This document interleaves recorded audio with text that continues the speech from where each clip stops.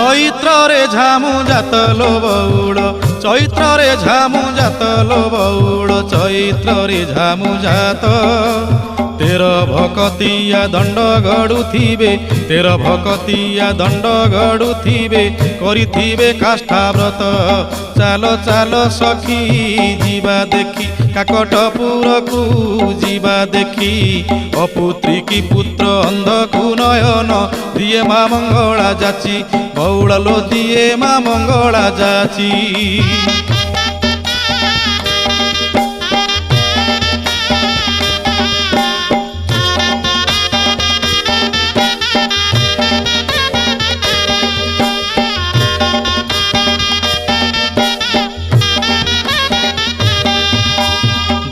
ଦୋଳ ପରେ 21 ଦିନ ପୀଠରେ ଲାଗିବ ନାଟ ସଙ୍ଗାତ ଲୋ ପୀଠରେ ଲାଗିବ ନାଟ।